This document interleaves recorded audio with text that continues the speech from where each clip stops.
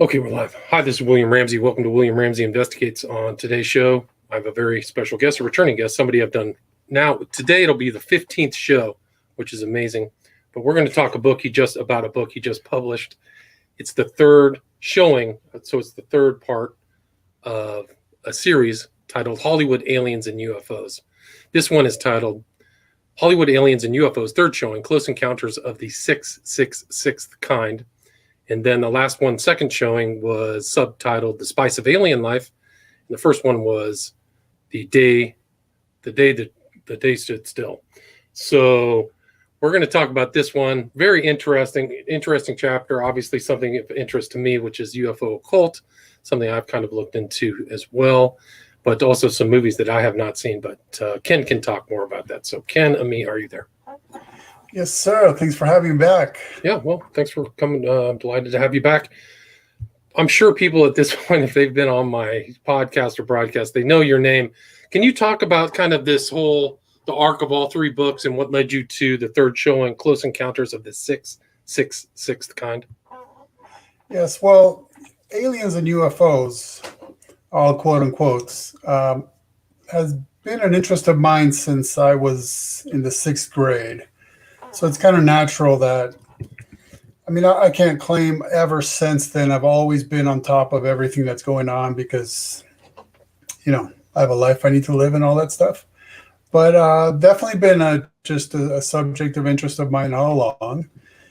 And having written movie review books about, say, movies with transhumanist themes, movies with various other themes like the whole Alien and Predators franchises, all those. Then I thought, well, maybe I'll do a book on movies with alien and UFO themes. Except when I got to page 500, I thought, okay, this is getting to be a bit much less when I got to page 600. So then I decided to just turn it into a series. So now each book roughly averages 150 pages or so, typically covers two movies. And I think that's better for the reader because they're just a little more digestible and kind of easier to get through. And I begin every book with a chapter or two with just background elucidating information, whether it's government involved high tech, or in this case, well, I'll mention it in a second. So I try to generally cover two movies per book that are in the same genre. And obviously the main genre would be aliens and UFOs, but subgenres as well. So in this case, I matched up two of them that I think by the title, it's kind of a spoiler. It kind of gives it away. And this is the quotation that I used in the book back cover and also the title page. Here's a quote. Satan's not such a bad guy. We become what we are. And ultimately, that is to be like our makers, to become gods ourselves. And that's from David Childress from the Ancient Aliens TV show. Okay. Oh, and I always joke that I keep saying TV show. I'm sure I'm supposed to say like Wi-Fi streaming service show or whatever to remain hip. But this is what you're getting in Ancient Aliens. That Satan's not such a bad guy and that we should become gods. Well, that right. is very much a biblical statement, right? Yeah. Yeah, it's very much in keeping with some of the aspect of the phenomena of quote unquote aliens and quote unquote UFOs, right? So for instance, in this case, I begin with a chapter I titled UFO Cult. Okay, and let me, if I may, just read a few quotation marks. Please do. From that chapter. Okay. So here's one from Lynn Cateau. A large part of the available UFO literature is closely linked to the mysticism and the metaphysical. It deals with subjects like mental telepathy, automatic writing, and invisible entities, as well as phenomena like poltergeists, manifestations, and possession, in quotes. Many of the UFO reports now being published in the popular press recount alleged incidents that are strikingly similar to demonic possession and psychic phenomena. Okay, then there's a Dr. Pierre Guerlain, I'm sure that everyone can get the spelling of that. Guerin. And he says that UFO, quote, behavior is more akin to magic than to physics as we know it. The modern UFOnauts are the demons of past days and probably identical. What is quite certain is that the phenomena is active here on our planet and active here as masters. Trevor Constable says a working knowledge of the occult science is indispensable to UFO investigation. And I mean, I could go on, and I do in that chapter. Just Right. that kind of quotation, particularly coming from secular people, mind you, Right. Good point. is just, yeah. And it's you essentially can't separate aspects of the alien and UFO phenomena from the occult. And let me just mention, you've written another book on the subject titled 50 Shades of Gray Aliens. And you can find this book and that book at his website, truefreethinker.com. Right. So, and one thing I mentioned in the 50 Shades of Gray Aliens is how we really need to define the term alien and UFOs before even discussing them. And in fact, UFO is now being viewed as a sort of outdated term. Now you're supposed to say UAPs, right? And so UFO can mean various things. It could refer to, well, for example, when people started reporting seeing black triangular UFOs, and then we found out about the stealth fighter and the stealth bomber. So UFO at one point could be revealed to have been just good old-fashioned government military high tech, whereas UFO can also mean a variety of things, from literally just, hey, what is that? I don't know. Okay, it's a UFO, to weather phenomena, to swamp gas, to you name it, orbs, all sorts of phenomena that are just kind of slap this label of UFO, much like aliens, right? What is an alien? Well, if it's a literal extraterrestrial, then you could say by definition, then God is an alien, right? Angels are aliens. Biological entities from another part of our universe are aliens, or from another dimension are aliens. There's just so many things that could be described under that main category that it's really essential to, if we were doing a talk just on aliens and UFOs, we would kind of dig into that rabbit hole, because it is important to define those terms. But in this case, I'm just kind of perusing movies and absolutely noticing patterns. In fact, in one of my books, I was saying, how many times do I have to make the same exact point during this series of book reviews? Because all these movies have certain common patterns. And such is the case with these two movies that I review. Just before you get there, one of the interesting things that I took out of the UFO occult chapter was all of the communications these people are having are similar to messages from mediums and mystics, right? So the UFOs or aliens or whatever they're contacting with are similar to that, but they're also almost, at least in my opinion, uniformly Gnostic. So their opinion of the New Testament and Old Testament is almost just like these guys come right out of the stage left, out of the Gnostic entryway. It's incredible. So they morph biblical precepts very, very comfortably, much like a Gnostic person would. So I think that's important.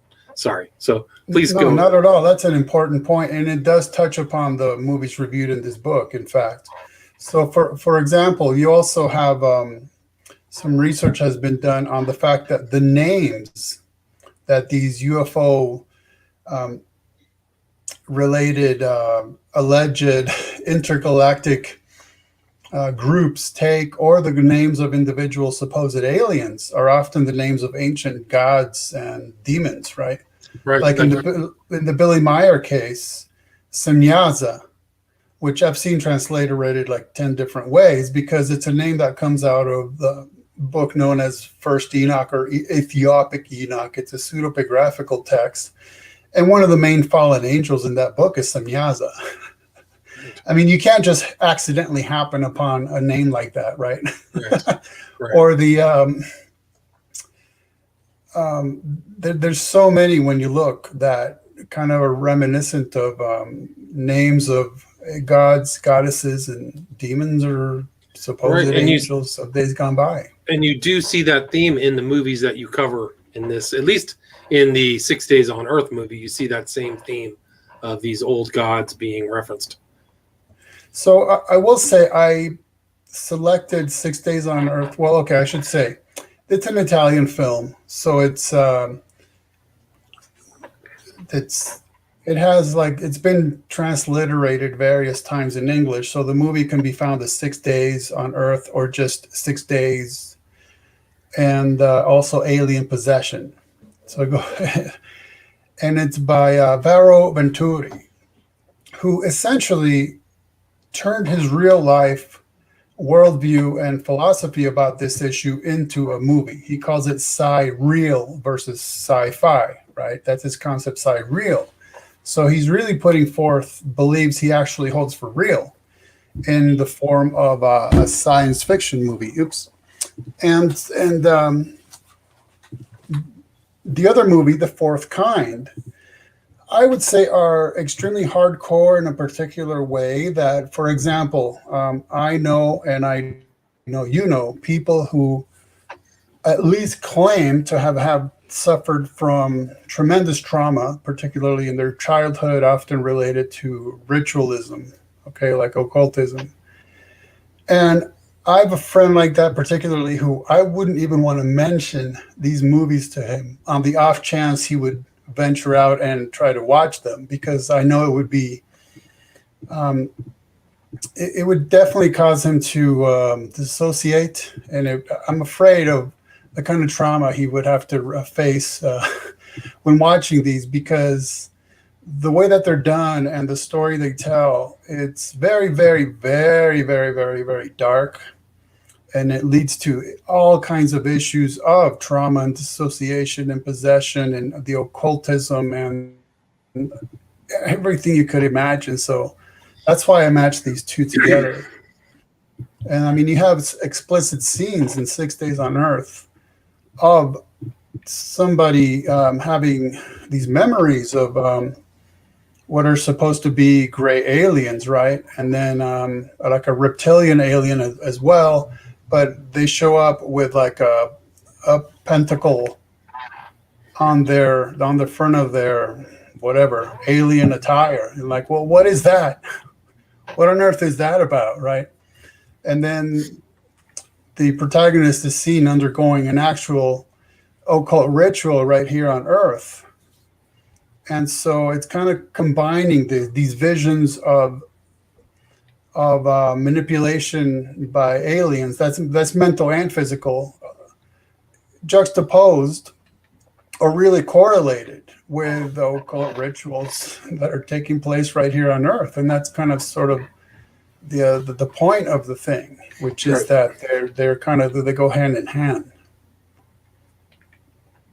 Right. And I mean, it's pretty crazy. Like some of the pictures that you have in there are like flat out aliens and occultism melded together. Yeah, exactly. And so one of the things about this 6 Days on Earth movie, or Alien Possession, is that supposedly this aristocrat, this elitist girl, really, is possessed, and by an alien that calls itself Hexabor of Ur.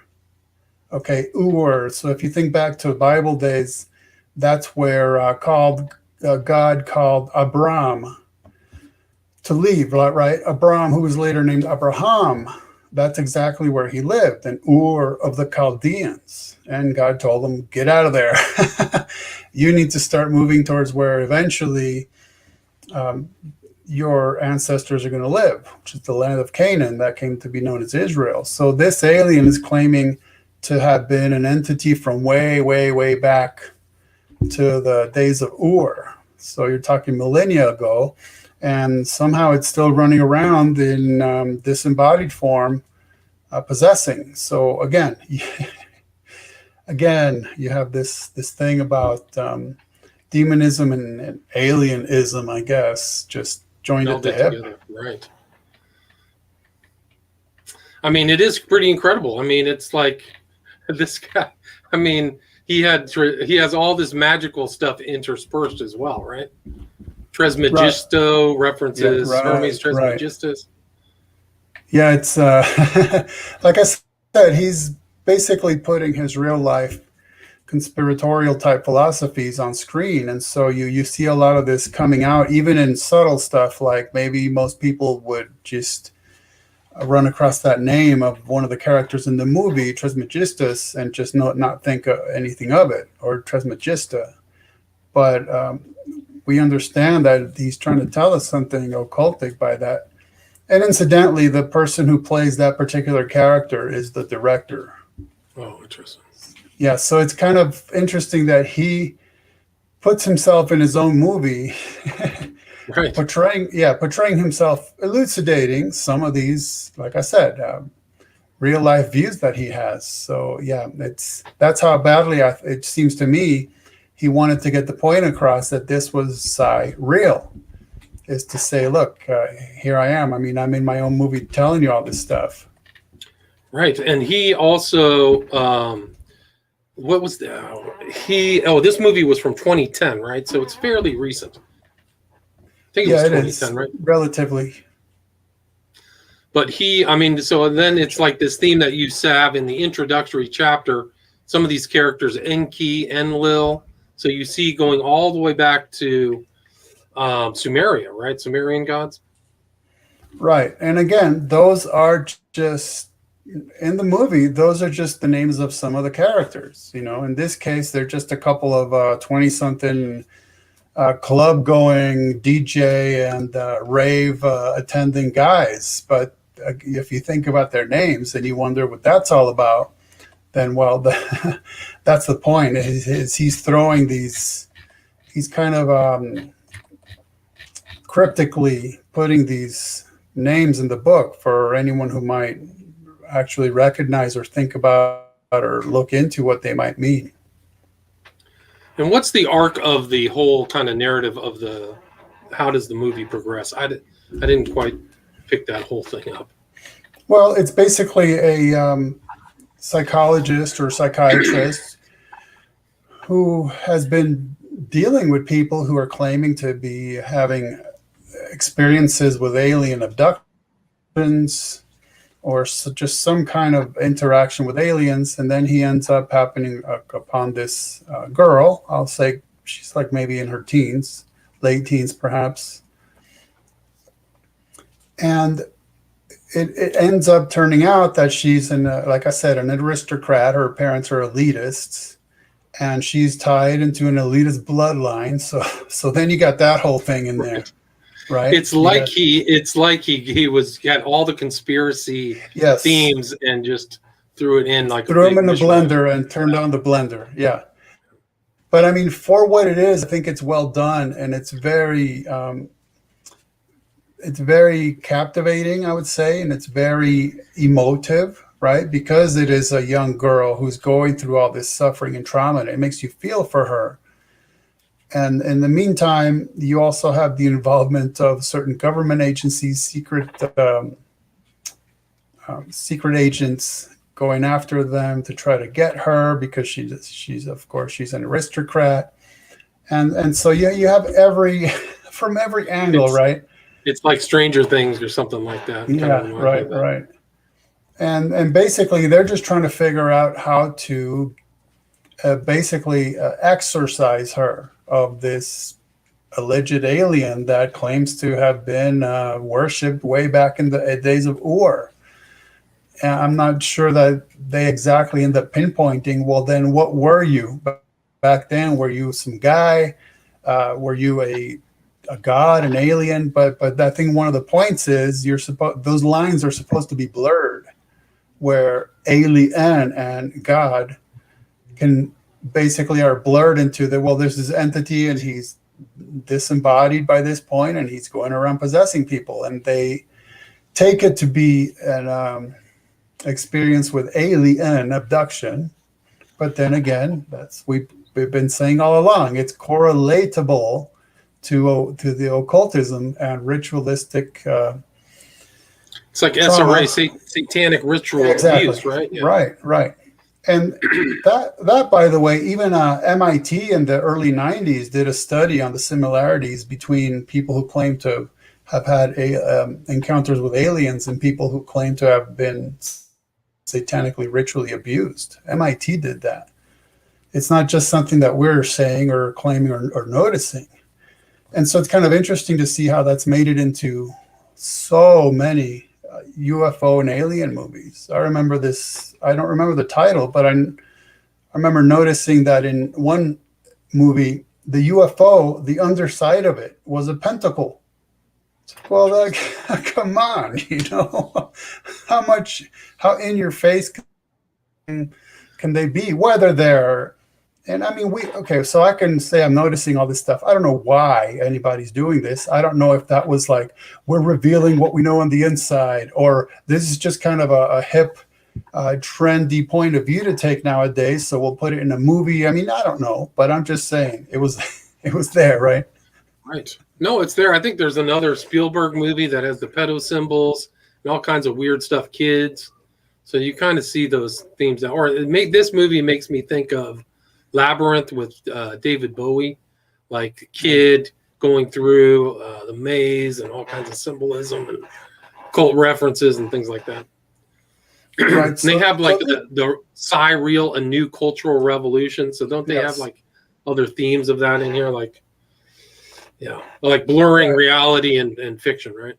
So sci-real is the documentary that basically is supposed to explain to you the actual research and theories that went behind that led to the making of a movie that we would call sci-fi. So that's kind of supposed to be the real thing. And since all this is Italian, I had to kind of poke around quite a bit and, for instance, download press releases and then running them through a translation system, just whatever I could to get any kind of insight into what they were actually claiming. Fortunately, you should be able to find sci-real in this one in English, or else you'll find it subtitled. Gotcha. Because I think there's this, I think I saw the promo for this movie. There it is right here. Let's see if we can pull it out. How did you come across this film? It seems kind of obscure. It is very obscure, and I don't recall exactly how I came across it, but in just trying to find interesting movies to review, because I'm just kind of reviewing any that strike my interest. They might be from the 70s, they might be brand new, they might be cheesy, they might be high tech. I mean, it doesn't matter to me as long as there's something in the worldview of the movie that I think would be interesting to elucidate for the reader. So I would imagine that's how I ended up running across it. Yeah, so they have it all here: the UFO conference, DNA. I mean, this guy, he had definitely some broad understanding of kind of internet ideas. Yeah. That's why I said it's like he put them all in a blender and turned it on, and this movie came out. So it is interesting in terms of how many strings he attempts to pull together. Like right there, they're looking at an ancient cave beneath the Vatican, and they're finding the symbolism that helps them decipher how to attempt to exorcise Hexabor of Ur. I mean, it's all under the big top, folks. Right. So he has the pentagram on one guy, then the hexagram or a hex, whatever reference. So he's got the 5 and 6 number of magic, all that stuff. Yeah, it's more like upside down triangle made of 3 individual triangles. Yeah. Oops. There's the demon, levitation, all that stuff. There it is. There it is. And ultimately that exorcism from that scene happens at a rave, because they figure out if they can play certain frequencies, then it affects the alien. And so that's an interesting part of it too, how raves have been also sociologically correlated to just ancient ritual dances. They just happen to be high tech. I mean, you have the same thing. You have the thumping rhythms, you have the pharmaceuticals, you have it all. Yeah. And the guys who actually put it together are occultists. A lot of those guys have been found to be in secret societies or something like that, or have esoteric leanings and sensibilities, and that they're the ones who support it. So, yeah. Do you see the old world become new with technology? Yeah, just like Porridge. What's that guy's name? Porridge? Genesis P. Orridge. Yeah. Genesis P. Orridge was into that scene. That's exactly what it was all about for him. Sure, it was. And that smiley face was actually one of the first uses, was the rave scene, occult, techno type stuff. And that was his music, Acid really. House and all Acid that House, stuff. Yeah. That's right. Yeah. So what else about this movie do you want to cover? That's pretty much it. I mean, the thing about my style of movie reviews is I essentially walk you through the entire movie. It's not like I'm describing every single scene, but enough so that it does take you from beginning to end. That's just what I like. And meanwhile, I'll go, hey, I noticed this, and that's based on that, and what have you. And where did you find the movie? But almost do a read along for. Do you know if it's on Amazon? What's that? Do you know if it's on Amazon Prime or something like that? I wonder if it's on. Oh, I don't know. I wonder where people can go watch. But you're most likely to find it under the title Alien Exorcism. Alien Exorcism. Yeah, which kind of gives it away, but there it is. It's on. It is on. Well, I think this is it. I think it's on. You can stream it on Prime. Vero Venturi. Yes, yeah. You can see it. Hour and 47 minutes. So if people want to go rent it for $2.99, they can. Do you want to move on to the next film? Do you want to cover the other one? What is it? The Fourth Kind. The Fourth Kind. Yes. Referencing Encounters of the Fourth Kind, right? Right. So this one was very, very interesting in terms of that they claim to have based it on real, true life events. So basically, in this town in Alaska, they were having a slew of people who just disappeared. Okay, that's pretty much period, full stop right there. It had nothing to do with aliens, nothing to do with UFOs, nothing to do with abductions, nothing whatsoever in real life.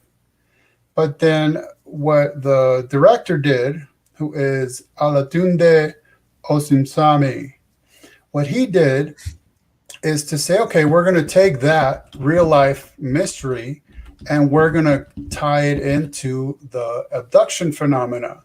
And they went as far as like setting up fake websites of fake newspapers to report all of this stuff and the investigations that have been done, and you name it. I mean, there were lawsuits filed because obviously that was an actual case of fake news.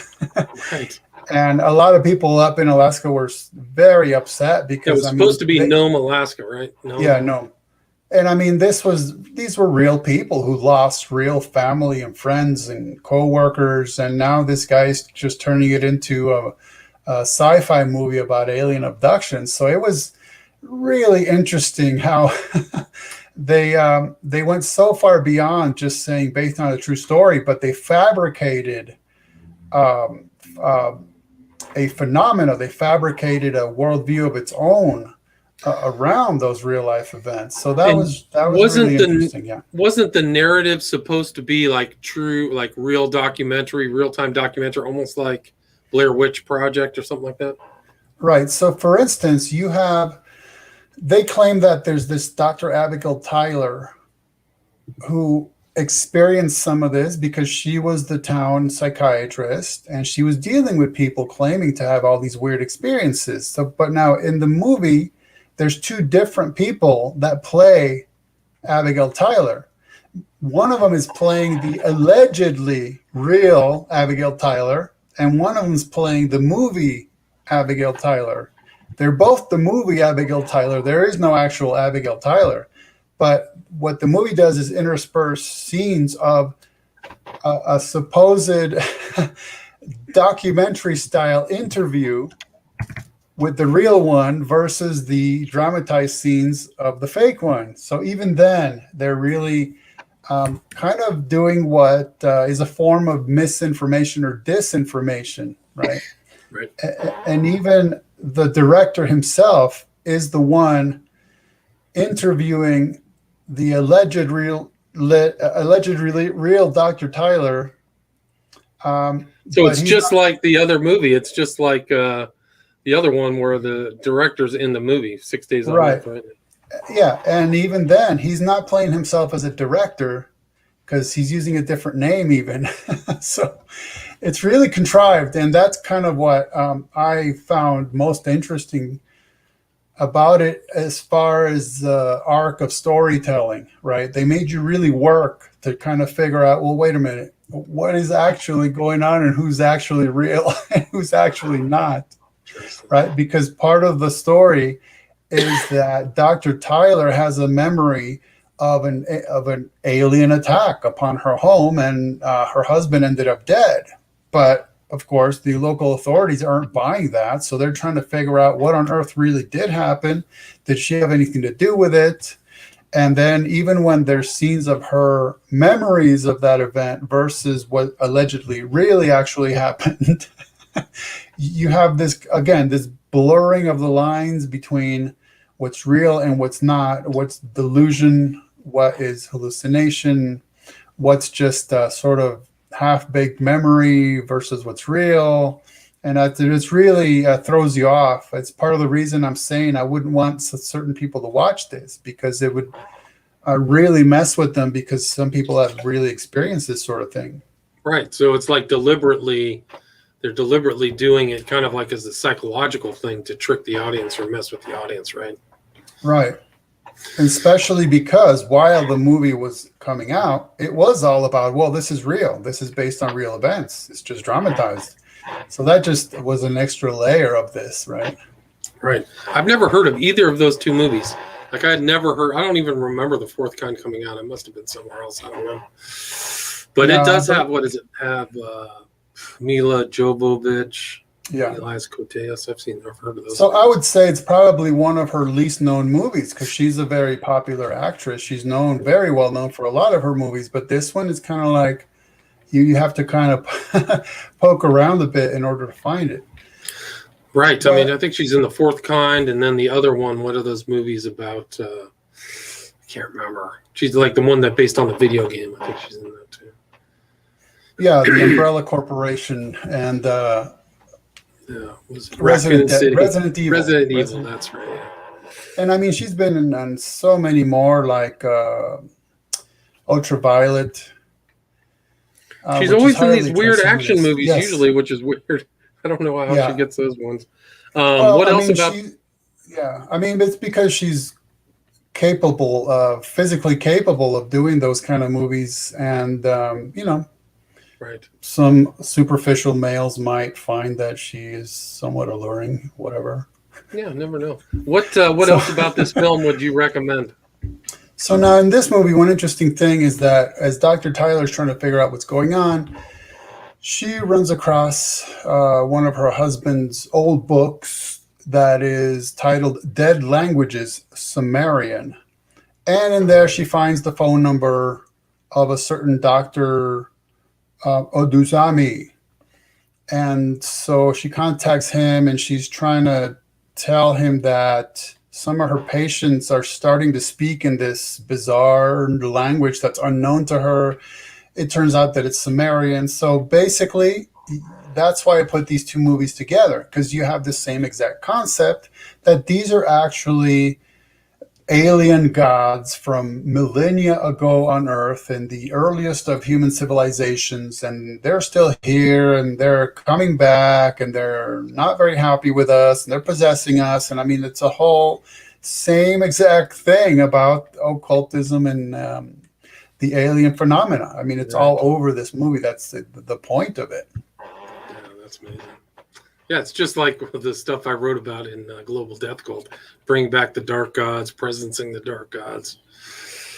Uh, anyway, so I mean, I guess that's the repository, and it is actually of the occult, is to really have something that far back legitimizes your present occult stuff. So if you can go all the way back to Samaria, then you're kind of legit.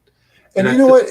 It's interesting that you mentioned that, because recently I was interviewed about issues pertaining to Judaism, and I talked about rabbinic Judaism, and I mentioned how they claim they have the written Torah, sure, but they also claim they have an oral Torah that, guess what? We didn't just come up with it. No. It was given to Moses secretly at Mount Sinai, along with the written Torah, and he just passed it along orally.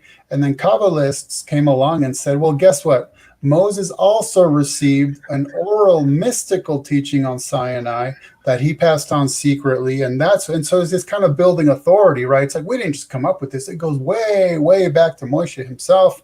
And I always tell the joke that, Moses was up there receiving the oral Torah, the oral mystical teachings, the Kabbalah, and the written Torah. So no wonder his face was glowing. His head was ready to explode, Right. But then, if you think about it, then so Catholicism does the same thing. We not only have the written Bible, we have the oral traditions from the apostles that go way back, and even Islam does the same thing. We not only have the written Quran, but we have the Sunnah and Hadith, the sayings and doings of Muhammad that go way back, and everybody's kind of saying, as far back as we can take it and add authority to what we're claiming today, the better, right?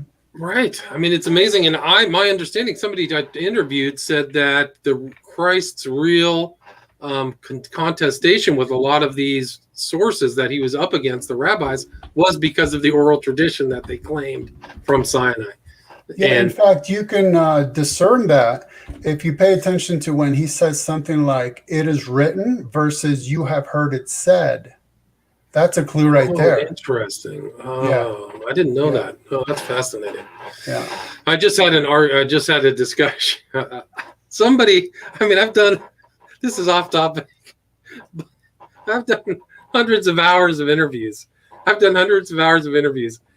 On not just for my own station, but with other people. And somebody picked out a statement that was said where I was referencing another rabbi who said that the Jews today, I had repeated something where I said a lot of Jews are sympathetic to Jesus, who's really a Jewish Messiah. Originally, the Jewish Messiah became Christ, or he is Christ. But I'm just saying originally it was in that language. And I said they were sympathetic, and somebody picked that up. So one statement I said, literally 10 seconds out of hundreds of hours, and really went off on me and said, look, I've read the Talmud. I've read all this stuff. I've read, all this stuff. And he said, once a person says that, they're not Jewish. And I just immediately thought of you and said, I didn't know what to say. I said, well, that's your definition. That's how you close it off. That's how the rabbis always close off this stuff, is to immediately say, once somebody believes Christ, who was Jewish, if you believe, Matthew has his whole genealogy. Which, by the way, that violates the halakha. The actual official authoritative Jewish law does not say anything like that. That's just the opinions of individuals. Right, I agree. Because the halakha knows that since a Jew is identified as theological as well as genetic, then you can't undo your genes, right? So in that sense, you're still Jewish. You can't help it. And then, I don't want to rabbit trail, but I did, in my book titled "Is Jesus the Messiah? A Judaism versus Judaism Debate," I got a whole chapter about this kind of stuff and how many Jews will say, "Oh, you can be an agnostic and be a Jew. You can be an atheist and be a Jew. That's fine.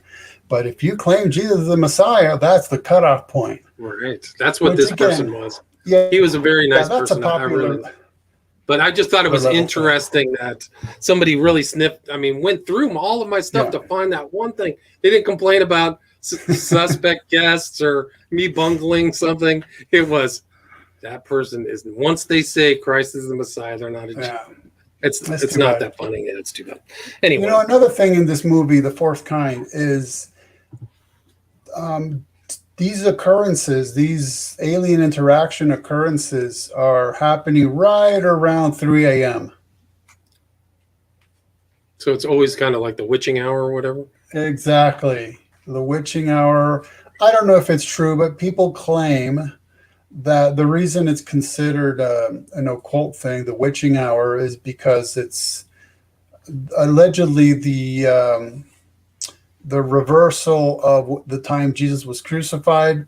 So if you just flip it over, right, it wasn't during the time of the day he was crucified, but it's directly at the same amount of time, hours later at night. But regardless, that's been it's been consistently known as something to do with the occult. And in this movie, they throw that in there. Like, this is when that stuff is happening. Right. Oh, it is interesting. I mean, there we go. This trigger warning says Ken is a machine with his content output. Yes, he is. He has tons of books. You can go see them all and buy them all. And I suggest you buy this book at his website, www.truefreethinker.com.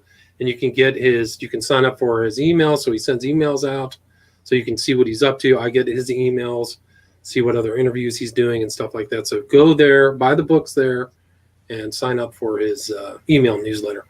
They call me the machine. They call me the machine. Ken the machine. Is there anything you'd like to add? We're at about 40 minutes. Anything you'd like to add? Anything I missed before we wrap it up? No. Well, I guess yes. So when it comes to books like this, almost in the way that the first director is doing things, where he's putting some of his own worldview into his movies, this is kind of like me not just saying, hey, check out this movie because it's a good movie and there's good cinematography and acting and all that stuff, but it's like somebody's trying to tell us something, whether it's real, whether it's imagined. I mean, it's a little hard to know, but that's why I'm interested in the worldview behind these movies. What are they trying to tell us through them? So in this case, how is it that two movies are just hitting upon virtually the same exact concept? And that then it forces you to look at, well, what do these terms mean when we use them? That's why I began by talking about that. At what point does an alien become a god and a god become an alien? At what point is there just no distinction and we're just playing word games about something to do with a disembodied entity or an embodied that for some reason traverses dimensions or travels the vast distances of the universe to come here, traumatize us, tell us that the Bible is false, right? And tell us to form a one world government and one world religion and worship the earth as a goddess. I mean, wow, really? Right. Very interesting. It should make people sit up in their chair. Again, the title of the book is Hollywood Aliens and UFOs, third showing. And the subtitle, this is the third part in the series. The subtitle is Close Encounters of the 666th Kind by Ken Ammi, published, I think, September 2021. And you can go get it at truefreethinker.com. Thank you so much, Ken. Thank you all, and God bless. God bless. Stay there.